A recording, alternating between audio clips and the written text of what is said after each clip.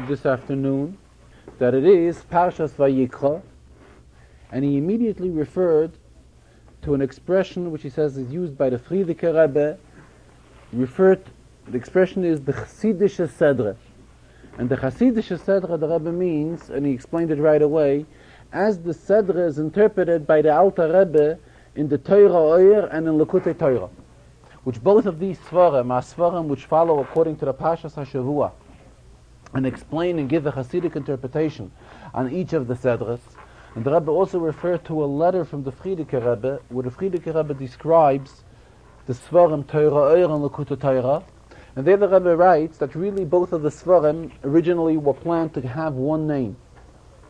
Both would have been named Torah Oyer. If I recall correctly, the letter is printed already in the Torah Oyer as well as in the Lekutei Torah. So this again shows, but for whatever sort of a technical reason, it was that they named the Svarim and Bereshis and Shmois by the name of Torah Oyer, as opposed to the Svarim which interpret Chumash, Vayikra, Bamidbar, and Devarim are named Lekutei Torah. But in reality, it's one continuation of the Alter Rebbe, whereby he explains, he gives the Hasidic interpretation, which is called the Chasidische Sedre. And in this week's Chasidische Sedre, which is the Alter Rebbe in Lekutei Torah, refers to the inyan of Vayikra el Moshe. And he gets involved explaining the pasuk Vayikra el Moshe. Moshe was called, and it is not mentioned in the pasuk who was the one that called Moshe. V'lo pirash mihu hakoyre. It does not. The Rebbe later in the Farbrengen, the Rashi which the Rebbe interpreted in today's Farbrengen, is also on this inyan. It is not interpreted who is the one that called to Moshe. Before the Rebbe got into explain this inyan of Vayikra, just mentioning it briefly, the Rebbe also referred to another inyan as a Maimah HaMusgar in parentheses, which is whereby the inyan of Nitzchius HaTorah, how everything in Torah is eternal and everything has a shaykhs to us, has some interpretation which we can derive from Torah at all times. And in fact, that is why Torah carries the name Torah, because the word Torah means Hayrah, a lesson, which means that every inyan which is discussed in Torah, we can take a lesson, even today, nowadays as well, from the specific inyan which is discussed in Torah. Right away, at the beginning of Chumash, the Rashi on Bereshis, Rashi there comments that Omer Rabbi Yitzchak, really, where should have Torah began? Torah should have began with the inyan which we read in Parshas Boy, where the Rebbe tells Moshe Rabbeinu and the Yidden, HaChodesh Hazeh Lachem Reish Chadashim, that this month, the month of Nisan, should be the head of all months, the first of all months. However, why did HaKadosh Baruch Hu not begin the Torah with HaChodesh Hazeh Lachem, but rather decided to begin the Torah with Bereshis bara Elokim es hashamayim v'sa'aretz? Just in case, Rashi says, the Goyim will approach the Yidden and will tell the Yidden, listem atim, you are thieves, shekivashtem es eretz ha'amim, that you have taken away the land of Eretz Yisrael from us. In other words, the Goyim would claim ownership on Eretz Yisrael. So the Rebbe right away is telling us that we should know that he is the one who has created the world. And therefore, the Rebbe is the one that decides who Eretz Yisrael should belong to as well. And he is the one that created it, and for a time he gave it to the Goyim. However, after that time passed, the Rebbe has taken Eretz Yisrael from the Goyim and has given it to the Yidden, and it remains to the Yidden eternally. So as the Rebbe explained today, HaChodesh Hazeh Lachem Reish Chadashim is an inyan in halacha. However, this is something which is only negei Chodesh Nisan. We are to know, when we come to Chodesh Nisan, we are to know that HaChodesh Hazeh Lachem Reish Chadashim. However, the inyan of Bereshis, this is something which is negei to Yidden at all times. Whether Yidden live in Eretz Yisrael, whether Yidden live in Chutz La'aretz. Furthermore, who is Rashi referring to? Rashi is referring to a child. The child who has just began learning Chumash will be approached by somebody who will address himself to the child, listem atim, you are thieves. So obviously the Rebbe says, who's going to confront the child with such type of a question? It will not be an adult, because an adult can go ahead and approach the same question to another adult. So we must say that it would be a Gentile child, a Goyish child, who will approach the Yiddish child by telling him, listen atem, you people are thieves for taking away from us Eretz Yisrael. And as the Rebbe added, unfortunately, in today's generation, Baveinisenu harabim, due to our many sins, it is not only Goyim that complain, listem atem, you Yidden are thieves for taking away Eretz Yisrael. Unfortunately, there are many Yidden today that also have the same belief and the same complaining to Yidden, listem atem, you are thieves for taking away Eretz Yisrael from the Goyim. So right away, Rashi feels that it is so important to give as a ground rule, as an opening to Torah, this introduction that Eretz Yisrael really belongs to Yidden.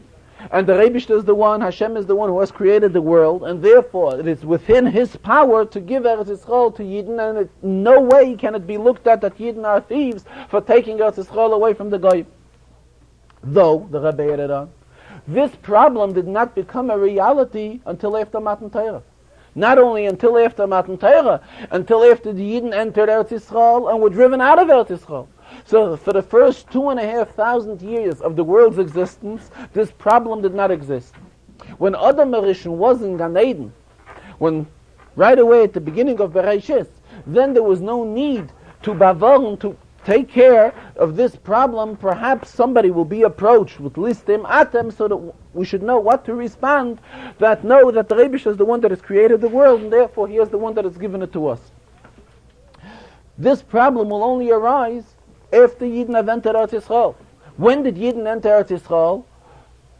Some 40 years after Matan Torah. When was Matan Torah?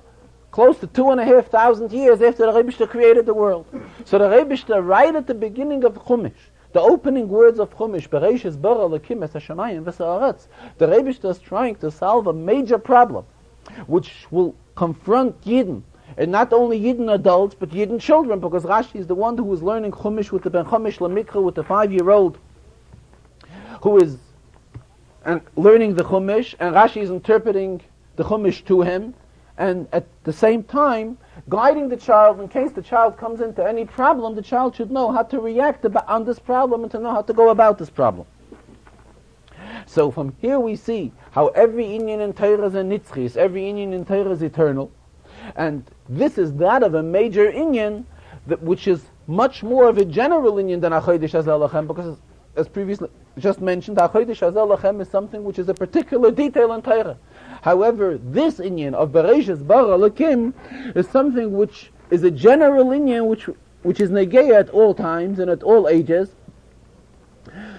For the past couple thousands of years, this Inyan is negeya, and until the Rebbe will take us out of Galus, the same problem will be that we will constantly be referred with this problem of listematim. So that is why the Rashi comments that HaKadosh Baruch Hu has chosen that the opening words of the Chumash should be with the words of Bereshis bara Elokim es hashamayim v'sa'aretz, because with these words HaKadosh Baruch Hu has given us a response what we should have to answer to the Goyim when they will complain to us that listematim, we are thieves, shekivashtem es eretz ha'amim, that we have taken Eretz Yisrael away from the Goyim. After this lengthy introduction, the Rebbe went back to the Inyan of Vayikra. So the Shaykhis, understand correctly, is how the Rebbe wanted to bring out how all Inyanim in Torah and Nitzchi is every Inyan in Torah is eternal, and we can take it constantly at all times, a lesson out of every Inyan in Torah. The Inyan of Vayikra refers to the call to Moshe, and it is not mentioned who is the one that called. And as explained in Chassidus, there is a Moshe that is within every Yid. And there's a constant call from the Rabbeinu Shalom to the Moshe that is within every Yid, constantly calling to him and reminding him to get closer to the Eibishter. And the Rebbe went on, though there will come a time, the time when Mashiach will come, and at that time it will be a Sruach Hatuma Avim in Haaretz, anything which is impure will be totally destroyed from the world. And at the same time, there's a pasuk that tells us we take in consideration that everything in Torah is eternal, even for the time when Mashiach will come as well. So the pasuk tells us, Ki korei ve'elecha hadavar miyoid beficha u'belvavcha la'asayisei, pasuk Chumash Devarim, where the pasuk says that it is close to our mouths and heart and to our action to fulfill the will of Hashem. So when the pasuk uses the expression Picha ubilvavcha and la'asaisai, this coincides with what is explained in Chassidus as machshava, dibur, and maisa. Thought, speech, and action. So the pasuk here is telling us that at all times we have to be close to HaKadosh Baruch Hu beficha ubilvavcha la'asaisai. The Rebbe explained that even if the Mashiach will come, and at that time we will be in perfect positions, we will be in such an elevation that there wouldn't be anything which is not pure existing in this world. Still, at the same time, even in such a madrege, there will be an inyan of a Vayikra el Moshe. In other words, there will still be a call of constantly calling to each and every Yid to constantly keep on going higher and higher. Because to go higher and higher, Mailam b'Kodesh, to keep on going higher in Kedusha, there's just no limit to it. So even though on one hand at that time the world will be at the highest stage of purity, and everybody will be to such a high level of elevation, at the same time there will still be room to go higher and higher. So that is why the inyan of Vayikra el Moshe, which is a constant call to every Yid, and it is not mentioned who is the caller. Why is it not mentioned who is calling? So Rabbi explains, it's explained in Chassidus, because normally the pasuk would use a definition Vayikra Hashem el Moshe. Hashem is the one that is called to Moshe. The pasuk here does not describe the caller to Moshe as Hashem, because the call to Moshe here comes from a much higher madrege as the Shem Hashem is. Loi pirish mi u'akoyrem. Rashi in Chumash right away at the beginning of the Chazarah expresses the great love which HaKadosh Baruch Hu had to Yidden. And for this reason, this is why he called Moshe. This is out of an expression of love and warmth to the Yidden. And therefore the Rebbe explained it later in the Farbrengen as well, this warmth and love which the Rebbe is expressing to Yidden stems from a much higher level than the level of definition of Hashem. Hashem is the definition of HaKadosh Baruch Hu. However, there are much higher madrigas than that.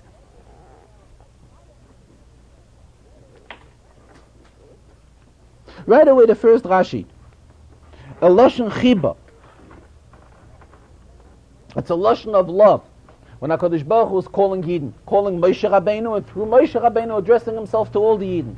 So therefore, it is not mentioned here who is the one that is called, who is the caller, who is the one that is calling to Moshe Rabbeinu, because the pasuk Dafki does not want to use the Shem Hashem, because the address to Moshe Rabbeinu is stemming from a much higher level in HaKadosh Baruch Hu than the title, than the Torah of Shem Hashem.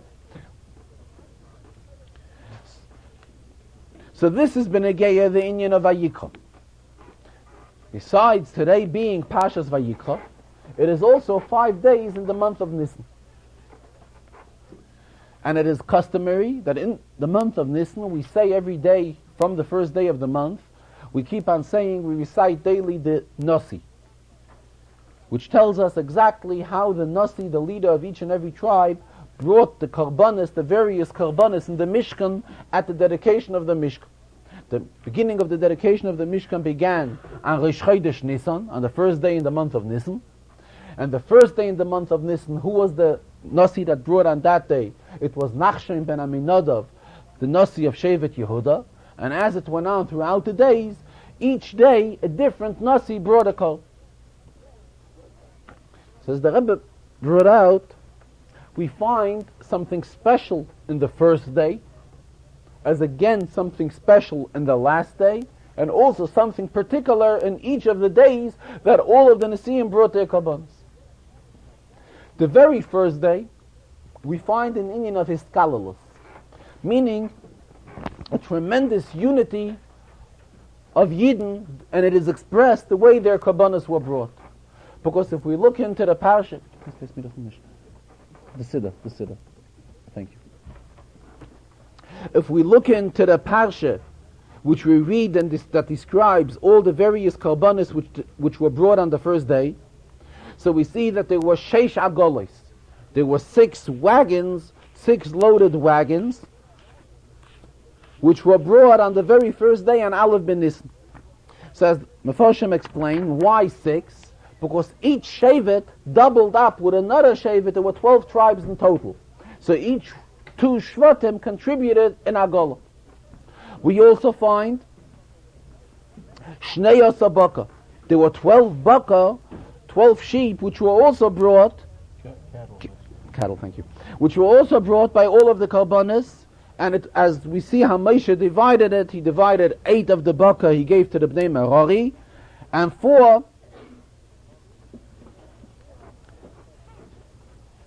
Shmoinas HaBakar he gave to the Bnei Merari. What did he do with the other 4? To the Bnei Gershon. Right. Arba'as HaBakar he gave to the Bnei Gershon. To the Bnei Kahas he did not give anything because they were involved with carrying the Aron HaKodesh. So we see that the Pasuk discusses together all of the 12 Karbanis, all of the 12 Baka, which were brought by all of the 12 Shvatim. So this shows a tremendous unity of all the Shvatim, to the extent that the Pasuk does not get involved specifying which Shevet brought this Baka or which Shevet brought another Baka. It comes to show that they all stood in a tremendous unity and they all brought the 12 Baka equally together. It comes to the last day of the Karbanis, the 12th day in the month of Nisan. There the Pasuk begins making a total of everything which was contributed throughout all the past days, throughout all the days when each one of the Nesiim brought a Korban. And the Pasuk puts it all into one total. So it again expresses how all the Karbanos which were brought throughout all the days, throughout all the various Shvatim, are all united together. During the middle days, in other words, each and every individual day, each Nasi of a Shevet brought a Korban. If we look at the Chumash, we see that the Pasuk keeps on repeating identical, that each Nasi brought identical what the other Nasi brought. So the question arises, why is there a need for the Torah to explain exactly what the Nasi did on the 2nd day, what the Nasi did on the 3rd day, on the 4th day, etc.? The Pasuk could have said very briefly that on the 2nd, 3rd day until the very last day, the Nesiim brought the same as it was brought on the 1st day. We know that every word in Torah is extremely accurate. So for what need does the Torah repeat? And the Torah tells us in complete detail what each and every one of the Nesiim brought. If we look into the Chumash, we will see that what the Nasi on the 3rd day brought is exactly as what the Nasi on the 2nd day brought. What the Nasi on the 6th day brought is exactly as what they brought until that day. However, the Medrash explains that each and every Nasi brought the same quantity of Karbanis. However, by each and every Nasi, the Korban represented something else. So therefore, the Torah is not repeating that whatever was done on the 3rd day, the same thing happened on the 4th day or on the 5th day, etc. It is not the same. It may have been in actuality, as far as Mainz is concerned, the detailed Korbanos may have been the same. However, the intention and the Kavanas and what it stood for in spiritual sense, what each and every one of the Nesiim brought the Korban for, it was something completely different by each and every Shevet. And the Rebbe says that the Medrash tells us that one of the Shvatim had brought all these details, and it was to resemble the concept of Torah. By another one of the Shvatim, it was to resemble the concept of mitzvahs. And the Medrash explains exactly how it has a shaykhus to each one of these concepts. B'negei Shevet Shimon, whose Korban was brought on today, on 5 days in the month of Nisan, as we said this morning in davening, after davening, Bayom HaChamishi, Nasi Livnei Shimon Shlomiel ben Suri Shadav. So the Medrash explains that Shimon, the Nasi for Shimon, brought all these detailed Korbanos, Keneged HaMishkan, that had a shaykhus to the Mishkan. And as the Medrash explains how all these details have a shaykhus to the Mishkan. What is the whole concept of Mishkan? The whole concept of the Mishkan, the Rebbe went on, is the idea of Hashras HaShchina. This is where the Shechina, where HaKadosh Baruch Hu was dwelling, made it for his home in this world. That was the whole idea of Mishkan, and the same reflects in Mikdash. Mishkan Ikre Mikdash. Mishkan is referred to as Mikdash, and Mikdash is referred to as Mishkan. What is the whole idea of it? As the Pasuk says right at the beginning of Parshas Truma, Va'asuli mikdash v'shachanti b'seicham. Why did HaKadosh Baruch Hu ask for a Beis HaMikdash or for a Mishkan? In order that there should be a place in this world where the Shechina should dwell, where HaKadosh Baruch Hu would dwell in this world. So if today's day, the korbanos which were brought in today's day and the day of Hein Nissen by the Shevet of Shimon have a shaykhs to the inyan of Shechina, in other words, today's day, what stands out in the day of Hein Nissen, the concept of bringing Shechina into this world, bringing godliness into this world. So again, what is the significance which we can take out of today's day of being 5 days in the month of Nissen? It's a tremendous day. It's a day that's, its inyan is the whole idea of Dira B'Tachtonim of HaKadosh Baruch Hu creating a world and creating Yidden in this world, and for them to fulfill mitzvahs, to obey his mitzvahs. What is the whole motive for all of this? Hashras HaShechina, that the Shechina should dwell in this world. And this is the idea, this same thought is what today's day stands. Later in the Farbrengen, as usual, the Rebbe continued learning a Inyan and Rashi in this week's Chazarah. And as the Rebbe shows us, not only is there an Inyan in learning a Rashi, but at times the Rebbe raises a question on a certain Inyan which Rashi should explain, Rashi should give a comment on, and for whatever reason, Rashi bypasses the Inyan and does not give any interpretation. And it's something which is a very strong question for the child who's learning Chumash. Should be a very remarkable Inyan, an outstanding Inyan, which should require an interpretation. And Rashi passes the Inyan and does not give any interpretation. What Inyan is this? Right away, the opening of the Chumash. Vayikra el Moshe. It was called to Moshe. And the pasuk goes on right away, weiter. Vayidaber Hashem elav ma'il ma'il leim. So it does not mention who was the one that called to Moshe. However, the pasuk right away goes on saying who was the one that spoke to Moshe. Vayidaber Hashem elav. Hashem spoke to Moshe. So the question arises, why doesn't the pasuk begin with the words Vayikra Hashem el Moshe? That Hashem is the one that called to Moshe. The previous interpretations which we discussed, that the call to Moshe came from a higher level than Hashem. It came from a feeling of chiba, from a feeling of love. This is an explanation which we can interpret when we are looking at it from a Hasidic interpretation. However, when we are learning Chumash in Pshutei Shel Mikra, we cannot explain al pi Pshutei Shel Mikra that this is the reason why the pasuk does not mention who was the one that called to Moshe.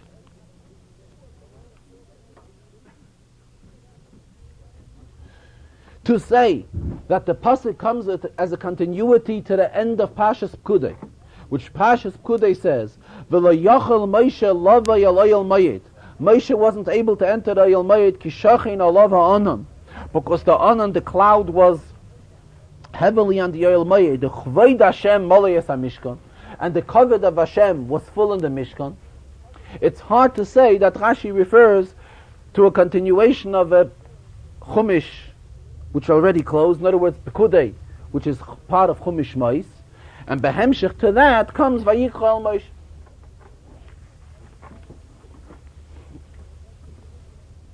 Incidentally, in the first Sikha, when the Rebbe was also talking about the Inyan of Vayikra, the Rebbe said, tied from the Alter Rebbe in L'chutei Torah, but the Alter Rebbe interprets the pasuk, V'lo yochel Moshe love el mayid. It was impossible for Moshe to enter the el mayid, ki shachein olav ha'anan, because the anan, the cloud, was resting kvoid Hashem malayas hamishkan. The Alter Rebbe explains in L'chutei Torah that this is the Pashat Pshat B'negei Moshe Rabbeinu. However, there is a Moshe that is within every Yid, and at times there is something which is stopping every Yid of entering the Oyel Mayit. In other words, there is a cloud which at times does not let us get close to the Rebishter, to HaKadosh Baruch Hu. What is this cloud? Naturally, the Nefesh HaBahamis, the Yetzer Hara that is within each and every one of us, at times comes out in the format of a tremendous cloud, comes very blurred, something which creates a tremendous blurredness between us and the Oyel Mayit. Oyel Mayit stands for the union of Kedusha, that is where Shechina is, that is where the Rebishter is. So at times there's an union of V'lo Yachal Moshe, the Moshe within each and every one of us cannot get close to the Oyel Mayit. Naturally, the Alter Rebbe says, B'negei Moshe Rabbeinu, we cannot interpret it that way. B'negei Moshe Rabbeinu, the Alter Rebbe explains it, Al Pi Nyonim, Al Pi Sfiris and Kabbalah, why V'lo Yachal Moshe Lo Oyel Mayit. However, B'negei to us, he gives this interpretation that there is an anan, there is a cloud at times which blocks, does not let us get close, does not give us a clear view. That's the only meaning of a cloud to the Mishkan. Getting back to Rashi. So again, Rashi does not comment and does not give any interpretation who the caller is, who called to Moshe Rabbeinu. The emes is, in Rashi, in this pasuk, further in the pasuk, Rashi explains the great power this sound had. It was a tremendous, powerful sound. And Rashi ties it into the pasuk, Koil Hashem bekoyach, Koil Hashem behoda, Koil Hashem shever harozim. Rebishter's voice, Kaviyachol, is extremely powerful. And when we say Vayikra el Moshe, it is this Koil Hashem, this very strong and powerful voice that called to Moshe. So firstly, the Rebbe says, where does Rashi say this? Not at the opening words of the pasuk of Vayikra el Moshe. This is an interpretation which Rashi gives weiter in the Me'oyel Mayit, where Rashi tries to define and give an explanation on what type of sound this was. So we cannot say that with this Rashi is also out to explain and farenfer who is the one, why the pasuk does not mention Vayikra Hashem el Moshe. So the question is we're back to the same question. The pasuk says Vayikra el Moshe, it was called to Moshe, and the pasuk does not give any definition who is the one that called to Moshe. In Pshuta Shel Mikra, looking for some sort of an interpretation for this. The Rebbe says Rashi does not have to explain who is the one that called to Moshe, because the child who was learning Chumash already will refer back to Parshas Truma. And in Parshas Truma, we read where the Rebbe told Moshe Rabbeinu to make the Oyel Mayit, and there the Rebbe uses the expression V'noi adeti l'cha shama, and this is where I will meet with you. So already the child knows that if there is an Oyel Mayit, this is the place where HaKadosh Baruch Hu and Moshe Rabbeinu will get together. Now if the child has that in mind, once this was laid as a ground rule, what the Oyel Mayit stands for, when it comes now to a pasuk Vayikra el Moshe, there is no need to specify Vayikra Hashem el Moshe, because the child well enough will refer back to the pasuk of an Adati L'cha Shema, which was mentioned in Parshas Truma, and so he already knows well enough that who is calling to Moshe at the Oyel Mayit, it is definitely the Rabbeinu Shalom, no one else. If so, the Rebbe continues, the question arises, why is there need for the pasuk to say Vayidaber Hashem Elof? Ma'il Mayid Leima. The pasuk goes on right away in pasuk Aleph and continues. Who was the one that addressed himself to Moshe Rabbeinu? Vayikra el Moshe, and Vayidaber Hashem, and Hashem is talking to him. Based on what we just discussed, that the child the child learning Chumash, well enough realizes that who is the one that is talking to Moshe Rabbeinu? It is Hashem. Why does the pasuk here have to repeat Vayidaber Hashem Elof? The pasuk could have gone on Vayikra el Moshe, Vayidaber Elof, Ma'il Mayid Leima, and we would know, just like we know who is the one that's calling to Moshe. We know it is the Rabbeinu Shalom, who is the one that's talking to Moshe and telling him all the details. It's HaKadosh Baruch Hu as well. So B'negei this the Rebbe went on. We find in Parshas Pekudei, which is the Chazarah we just read a week ago, where the pasuk tells us exactly how the Chazarah of Vayakil and Pekudei, how all the details which HaKadosh Baruch Hu gave, how to erect the Mishkan, and everything which was supposed to be in the Mishkan, all the details were followed fully. So the pasuk keeps on using the expression Kasher Tziva Hashem es Moshe, as the Rebbe told Moshe. If we look carefully, the expression of Kasher Tziva Hashem es Moshe is mentioned many, many times. The Rebbe said a number, if I recall correctly, he said 28 times throughout these two Chazarahs. Why? Firstly, the pasuk already uses the expression once Kasher Tziva Hashem es Moshe, that all the details were done Kasher Tziva Hashem es Moshe. So we right away see that everything in general was done like the Rebbe told Moshe Rabbeinu. No. First, the pasuk says it was done in general as Hashem told Moshe. Then after every detail, we are told again and again, Kan shel tziva Hashem es Moshe. What do we see? We see that the pasuk at time, does repeat an inyan. So the same thing over here. On one hand, Vayikra Hashem el Moshe, there is no need it should say, because we know well enough who is the one that called Moshe, it is Hashem. Why the pasuk repeats Vayidaber Hashem Elov Ma'il Ma'id Lema, the pasuk repeats Hashem, though it is self-understood that who is the one who is addressing Moshe, it is Hashem. So this is like we find many times in Torah, and we find it right a week ago, that an inyan could be repeated many times. Just like the expression of Kan shel tziva Hashem es Moshe.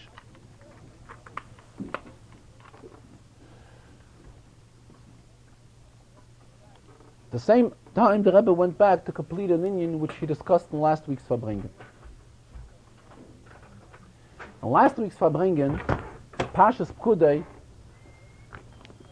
the Rebbe discussed how Moshe Rabbeinu felt his moral responsibility to report to the Yidden exactly what he did with all the kesef, the zahav, with all the gold and silver and the kappa that he has raised for the Mishkan. And he gives a detailed report what he has done with each and every one of these commodities.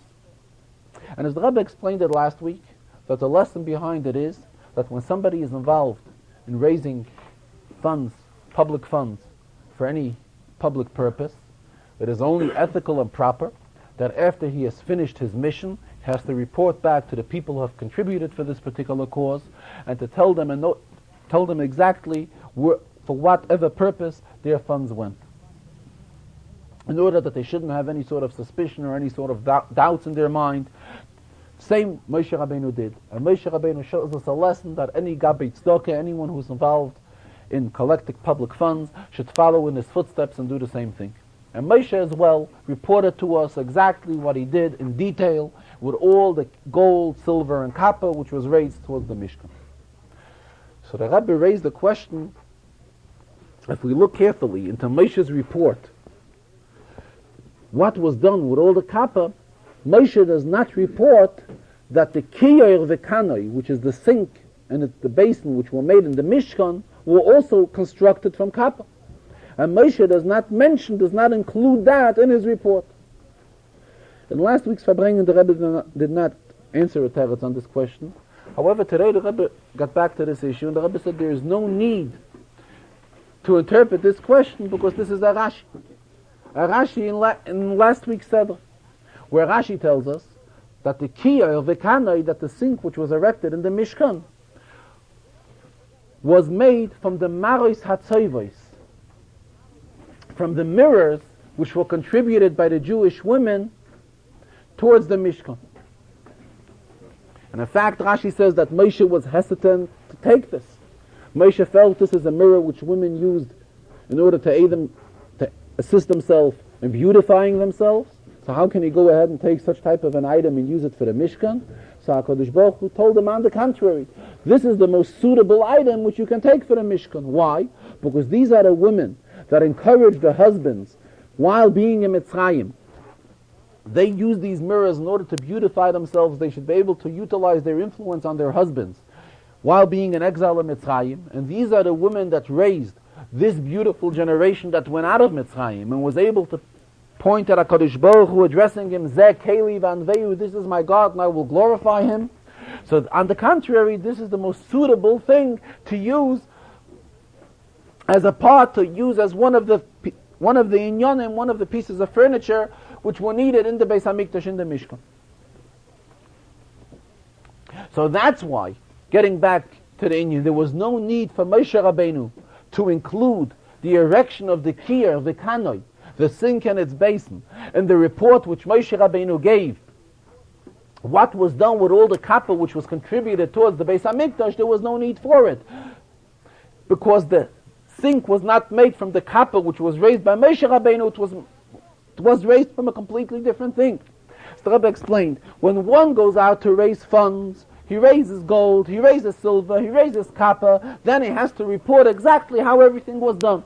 But when the Jewish women came along on their own will and contributed their mirrors, the maros hatzoivos, towards the Mishkan, this was something which was very obvious. Everybody saw that Moshe Rabbeinu used these mirrors and erected the Kiyah of the Kanai from it. So there was no need for Moshe to report that the Kiyah of the Kanai was erected from the mirrors which the Jewish women contributed towards this cause. So that is why in Moshe's report, when he reports exactly everything that was done with the Nechoshes, with the copper, Moshe does not include the erection of the Kiyah of the Kanai, because the copper was not used for that. The Kiyah of the Kanai was made from a special contribution which was made by the Jewish woman towards the Mishkan. While talking about this inyan, the Rebbe again came out very, very strong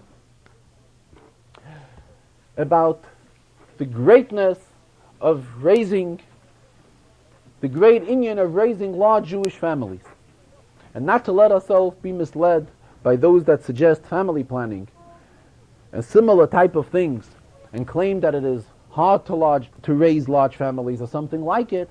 We don't have to go far, the Rebbe says. We have to refer to what we said on last night's benching. Last night we all benched after eating the Shabbos meal, and in benching we declare that who is the one that feeds us and who is the one that supplies all our needs. It is the Rebishter that is Hazon Esa'elam Kuloi Betuvoi B'chein B'chesed V'rachamim. So it is the same Rebishter who will supply our needs.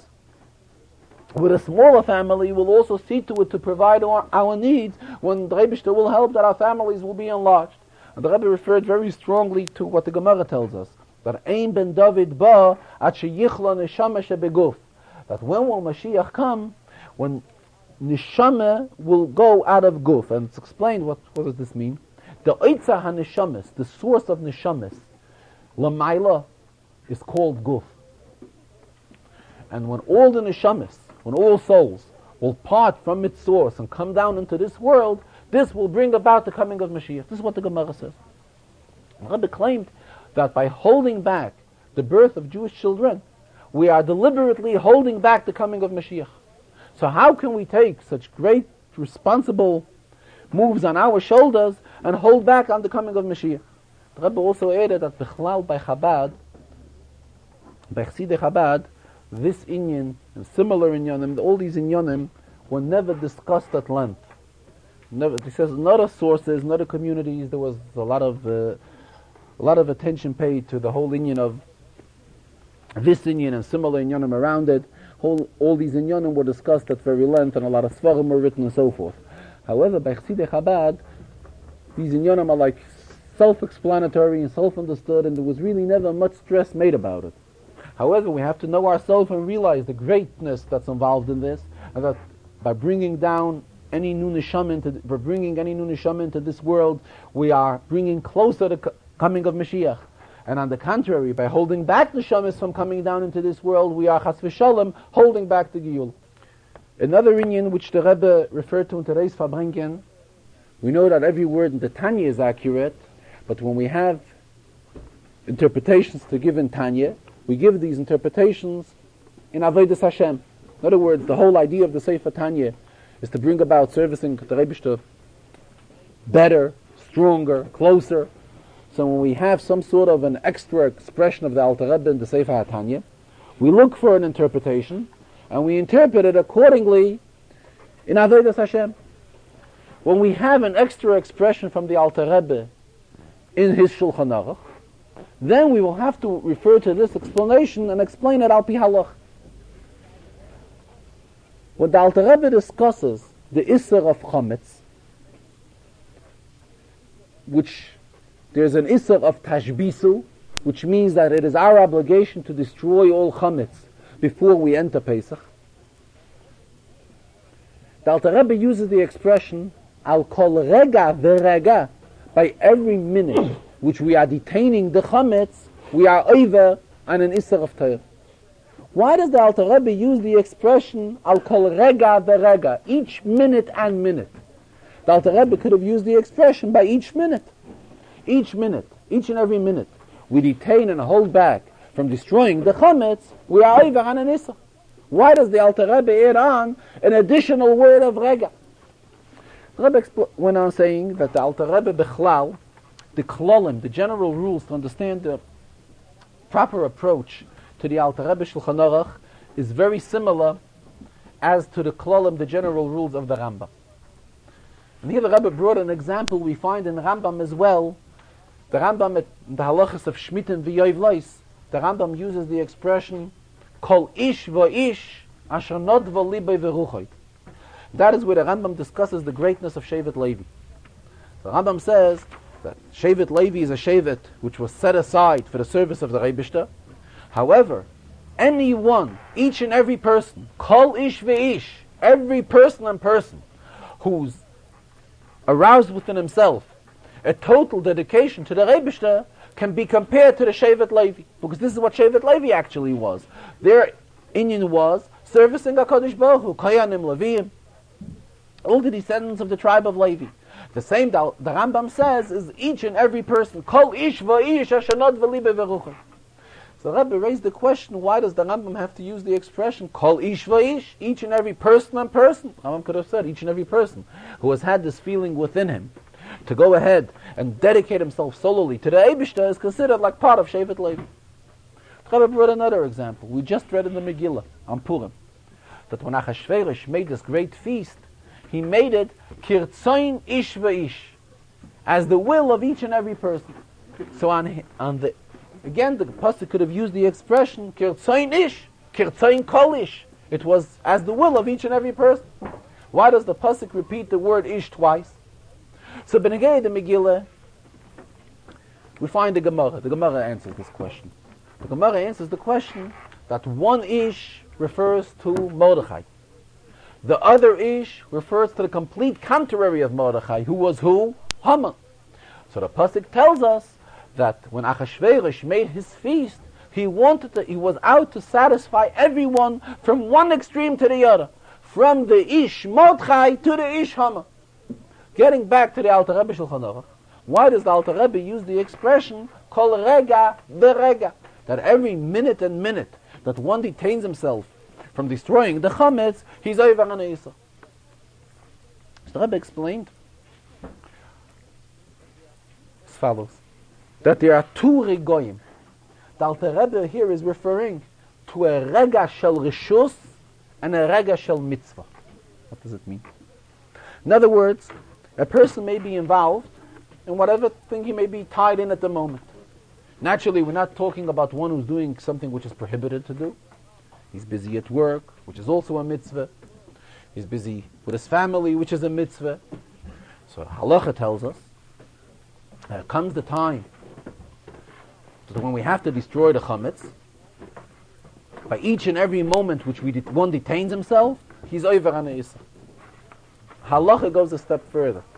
How about a person who's involved in a mitzvah at the time? He's doing another mitzvah. Let us not go far. He's learning Torah.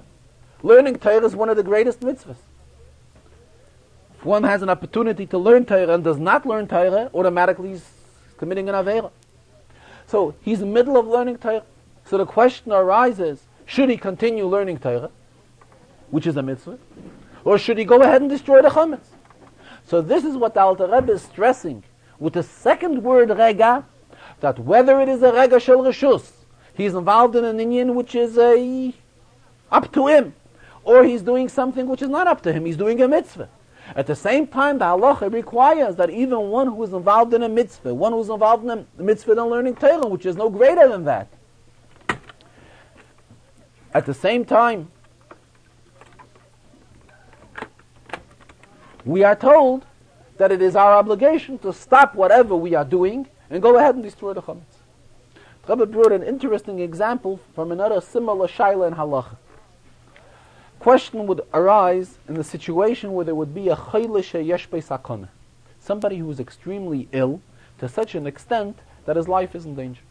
We know halacha tells us that when somebody is ill and it's a question of danger, we are allowed to go ahead and desecrate the Shabbos for this person. Question is, this person needs food, has to have a meat dish that he has to be served in order to sustain his health. There is no kosher food around. The food that is around is only tray food. However, naturally, Rebbe added and self-understood, we're talking in a situation where there is an ample time to wait.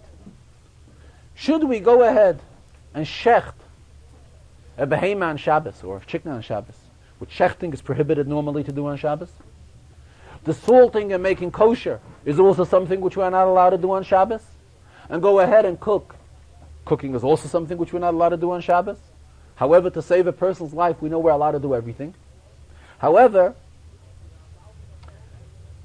we are involving ourselves in such type of a situation, shechting and making kosher and cooking for him.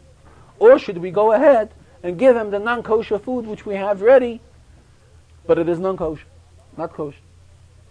So it's a halachic dilemma. What should be done in such a situation? So the Rebbe went on that in such a situation, the proper thing to do is to go ahead and cook the kosher food for the person, rather than him eating non-kosher food. Why? Because when one eats non-kosher food, each and every bite of non-kosher food is an additional aveira. He will eat 10 bites, he will be over 10 averas. He will eat 20 pieces, he will be over 20 averas, etc.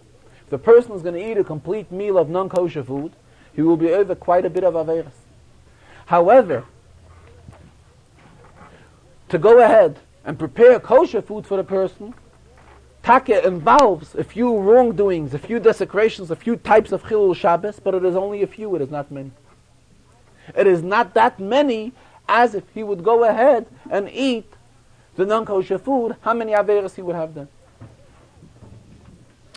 Rabbi ties in also we have, the Alter Rebbe Nigeras HaTshuva discusses another Inyan, but Alter Rebbe there explains that from doing many light Averas which one may seem that they're very simple Averas. However, committing these simple Averas many times, it becomes equivalent to a very, very strong crime. The very same is here B'negei Chametz. The fact that one will say he will detain his learning, he's in the middle of learning, so he will keep on learning and not destroy his chametz. But by each and every second that he's learning and not destroying the chametz, it's like by the sick person who is eating the non-kosher food. Being that at this time we are obligated, it is the mitzvah now, to go ahead and be mashbis the chametz, to destroy the chametz, this is the mitzvah of the time. So the fact that he's saying that he's doing a mitzvah, he's learning, this is no excuse. On the contrary, each and every second that passes by, it's an additional aver and again additional constantly until he will go ahead and destroy the chametz. So this is again, we see how each and every word by the Alter Rebbe is extremely accurate. The Alter Rebbe uses the expression, by each and every second, Al kol rega verega, repeats the word second twice. He is over on an avera when he doesn't destroy the chametz, because the Alter Rebbe is talking by two different types of situations. He's talking by a situation where one is involved in the dvar reshus and has to stop what he's doing and go ahead and be mevatel the chametz. If he does not do it, he's over on an avera. He's talking another situation where one is involved in a rega shel mitzvah. He's doing mitzvahs. He's learning Torah, he's doing other mitzvahs, he's providing people with their needs for Pesach. So we are told, no, comes the time when we have to be mashbis the chametz, when we have to destroy the chametz, it has to be done perfectly and fully.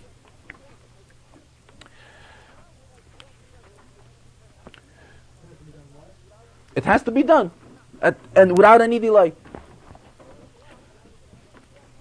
Of course, the Farbrengen, the Rebbe spoke about the inyan of a chassid, that there's an expression from the Alter Rebbe that it is forbidden for a chassid to be a shaita, for a chassid to be a fool. And therefore chassidim have to be smart people. And what is the tendency of a smart person? That when he has an opportunity to do something today, an opportunity to do the same thing tomorrow, he definitely will not postpone for tomorrow. Smart person always grabs in. Whatever he could do today, he does today.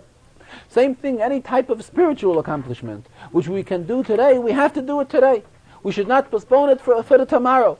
This is the practice of a smart chassid. The Rebbe was talking later again about the Inyanim of Pesach. The Rebbe said we are already in the month of Nisan. The month of Nisan is a very great and special month, as we discussed in last week's Farbrengen, that Mishabocha be Yankov Ubonov, as the Rebbe has selected, and Yankov and his children, Kava lahem chodesh shel geula. He has set aside a month of geula. And what is the month of Geulah? The month of Nisan. This is the month that He has taken us out of Mitzrayim, and this is the most suitable month for the Geulah to come. So on one hand, Yidden are extremely excited that we are in such a great month now. We are within the month that HaKadosh Baruch Hu has selected this month for the Chodesh Shel Geulah, for the month of Geulah. At the same time, we are days before Pesach. So it's a proper time to remind everybody to utilize the remainder days to Pesach, to see to it that each and every Yid will have their Pesach needs begashmiyas, as we say in the Heilach Ma'anya, which we recite at the beginning of the Haggadah, that everyone will have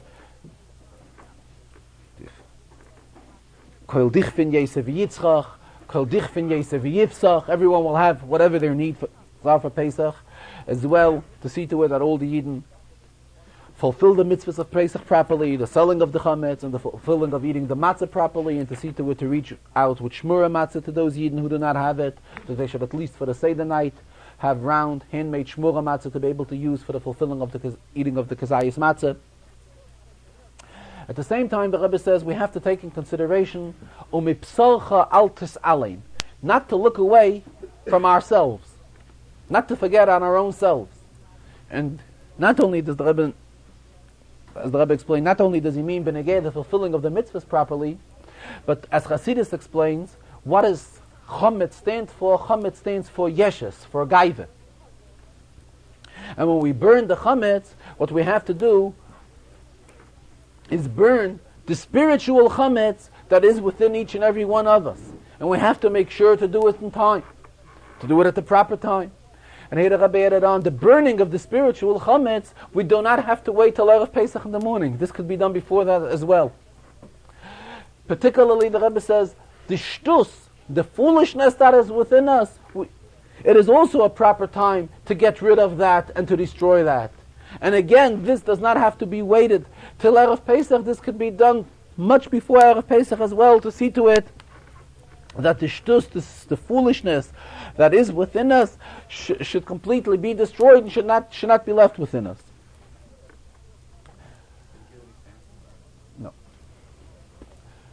Another meaning which the Rebbe raised in today's Farbrengen briefly, Rebbe spoke in the Indian Alpi Halacha, Indian and learning, but he related it in the name of behalf of the Ragatshava.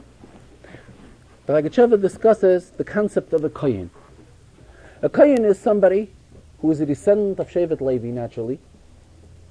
Halachic kohen. I mean, we're not referring to what we discussed before, what the Rambam made on the spiritual concept of a kohen, but halachically it is one who is a descendant of Shevet Levi, and is solely dedicated to the service of Hashem, and has, the times of the Beis HaMikdash, had his description what he exactly had to do and fulfill in the avodah of the Beis HaMikdash.